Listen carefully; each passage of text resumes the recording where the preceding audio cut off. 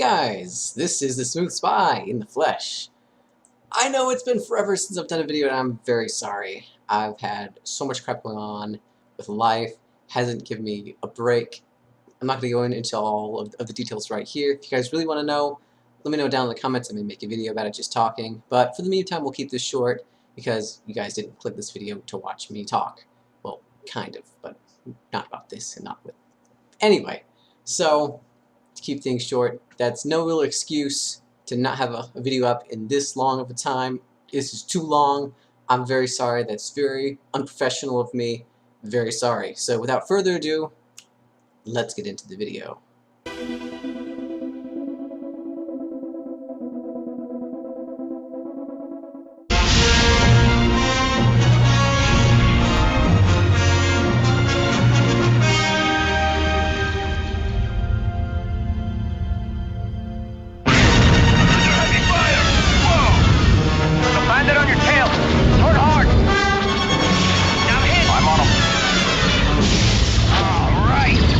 Designated target. Go, go, go! Set your fire!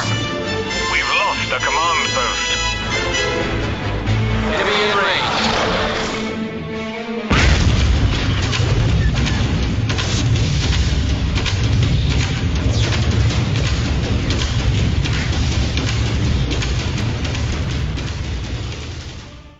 If you're like me, then that just brought a whole bunch of fond memories back from playing Star Wars Battlefront back in the day.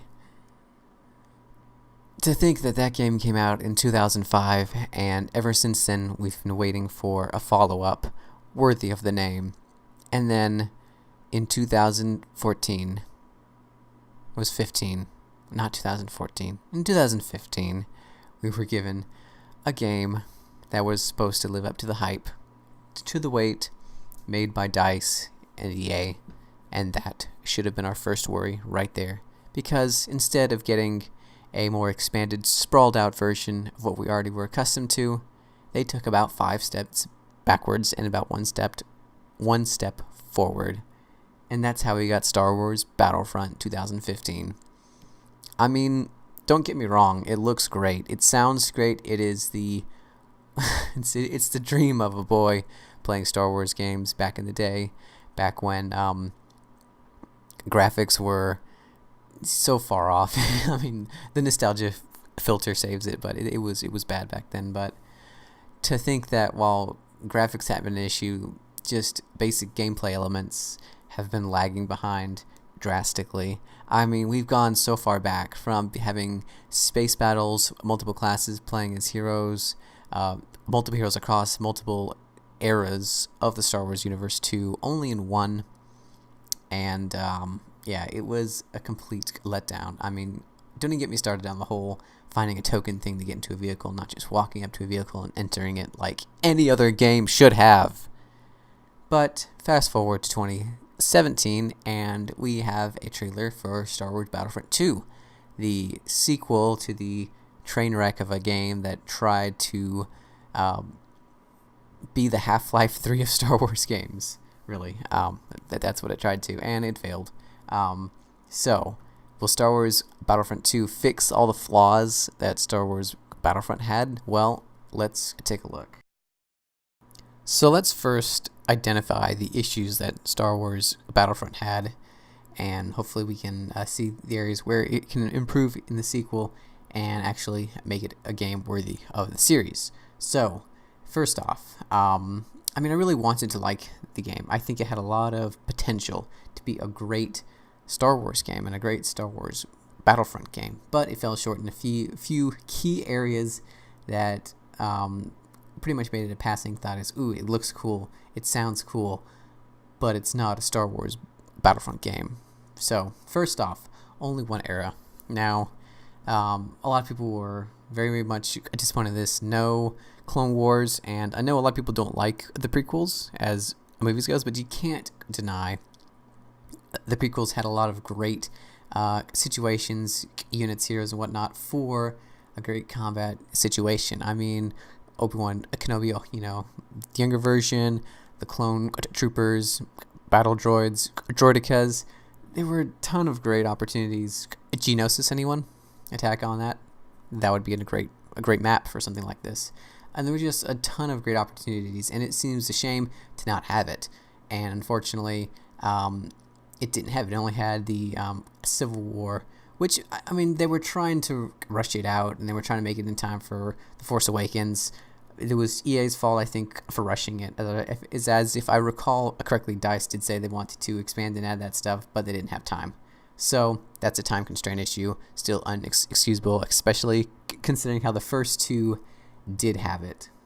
They did have it from the start. It was a built-in feature, so inexcusable for sure. But Star Wars Battlefront 2 confirmed to have Clone Wars, so super exciting to hear that.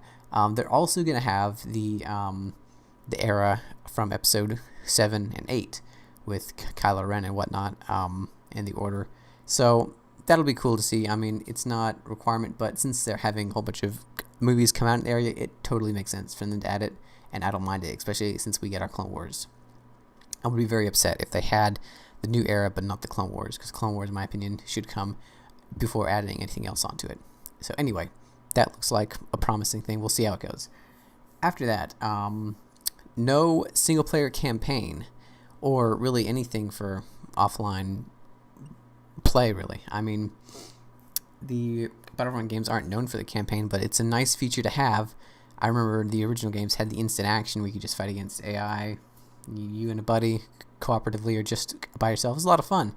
It added an ability to just enjoy the game offline mode, and while Battlefront 1 had somewhat of a campaign, it was more of just you're on this planet, do this mission. It was something, and then in the sequel, actually, Battlefront 2, actually did have somewhat of a campaign where you have objectives and voiceovers telling the story of the 501st. I really enjoyed that, and apparently they just didn't think that was important. And the new one, I remember it was either EA or DICE saying that, well, hardly anyone plays campaigns anymore, so we decided it wasn't worth our time. That's just an excuse for not wanting to put in the into the work for a campaign. I understand it takes a lot more work and time, all the voice acting and CGI and animations and whatnot. I get it, but it should be included in a $60 full price game like that. It should be, especially Star Wars, because who wouldn't want to love to be in a campaign that looked as good as Battlefront did, except with a single player campaign, just to get immersed in that world. I would have loved that. I would have bought it solely for that. Even if I just played the multiplayer some, just to have a great Star Wars campaign, it would have been worth it. They would have had a sale, but they didn't, so I didn't buy it. And I know that a lot of people also were like that, or would have wanted to at least. So they didn't have it in that one. They have confirmed, though, Star Wars Battlefront 2 having a single player campaign. You'll be playing as the Imperial chick seen in the trailer. I forget her name off the top of my head, but it looks like a pretty cool story, showing how the Empire became the Order after Episode 6. Super exciting. You also get to play as supposedly Luke Skywalker and Kylo Ren in different areas, so hey, super cool to see. It's supposed to be canon, so I'm excited to see that just for the story, just by itself. Super cool. The next area that the game really struggled with, which is probably one of the biggest criticism I could give, or what others have given, is the lack of complexity in the gameplay, really, because EA has announced that, you know, for the first one, they made the game from the ground up to be as accessible as possible to the novice 5-year-old who just started playing games, just watched The Force Awakens, ready to play some Star Wars, all the way to the 35-year-old who's been watching for a lot longer and playing for a lot longer. When is EA going to understand that they can't cater to the lowest common denominator when it comes to games? Hardcore gamers, including us, we want complexity. We want more than just, well, just point at the guy and hope you were the first to pull the trigger. Yeah, you know. No, we want more than that. We want more than, you know, all the guns pretty much feel the same. No real class system. Very few abilities. Very few diversities between everything. We want more than just your basics. We want more than just your cookie cutter systems and your whole, oh, vehicles aren't spawned in on the map, they're just coins you find, and yeah, all of a sudden you're a TIE fighter, and oh, if you want to land, well, guess what, kamikaze style. That is so annoying. I could not stand that. That was probably one of my biggest pet peeves. And while EA has said that they are addressing the complexity in Star Wars Battlefront 2, unfortunately they have announced that there will be no takeoffs and no land vehicles. So that means, well, not really like just not being able to take off inland vehicles. So pretty much you're not going to find a vehicle spawned in the map and just walk up and enter it, which really aggravates me and is a big letdown, and a lot of my faith has been dropped because of this feature. I know it's a small thing, but it takes so much out of it. Like, you don't see vehicles just laying around. You can hop in, hop out of them. All of a sudden, you're a vehicle until you're destroyed. It takes a lot out of the being able to plan your squads, being able to like steal vehicles, hop in and out of vehicles, do like objective based stuff inside of vehicles, and it's just a pain. It breaks my immersion. I know it grinds a lot of other guys' gears because of this, and it's really unfortunate. Plus, this shows that they're most likely not going to have space battles where you can fly and land in the enemy ships. You're probably just going to spawn in as a fighter and fight in space, which takes out a lot of it, if you're asking me anyways. So a bit of a letdown there. As far as the complexity in the shooting goes, they have addressed that they will be adding more classes and class variant types, as well as there'll be more of a emphasis on skill in the shooting, which is a good thing, and less over the shoulder hip firing will be used, and you'll have to aim down your sights a little bit more. So that's good news. We'll have to wait and see how it pans out, and see if they'll actually address enough issues to make the to make up for the lack of the vehicle system, which I don't know why they don't just have it in there. I mean, really, why? Yeah. Why? But anyway, and then of course, this is the elephant in the room, no space battles. This seems to be the theme for Star Wars Battlefront in 2015, was that you took like one step forward and like 8 steps back, because they added updated graphics, sure, and online pay that was integrated well, but they cut out so many features that had been added with the other games from the base, or like space battles went in the first one, but they added it in Star Wars Battlefront 2, and it was great. Everyone loved it. And this one, like, we're gonna just not have it. So thankfully they're adding it back in Star Wars Battlefront 2, because everyone loves a good dogfight space battles. I really hope they added the ability to be able to go into an enemy ship, sabotage their engines or life support. That was always so much fun. You and your buddies like going on espionage, you're going to sneak in and try and bomb, and hope that the pilots don't notice they're being assaulted from the inside. It was great. If they can add that, that would be terrific. So fingers crossed. We'll just have to wait and see when we see gameplay. But it is confirmed, Star Wars Battlefront 2 having space battles. Step in the right direction for sure. And then the final thing, this is a pretty common thing these days, a fragmented multiplayer experience from all of the DLC.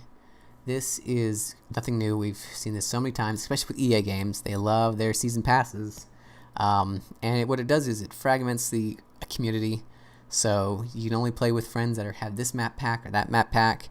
And they had a lot of cool maps in the DLC, so I felt like if you wanted the full game, you had to pay twice the amount, because each of the map packs were like $15.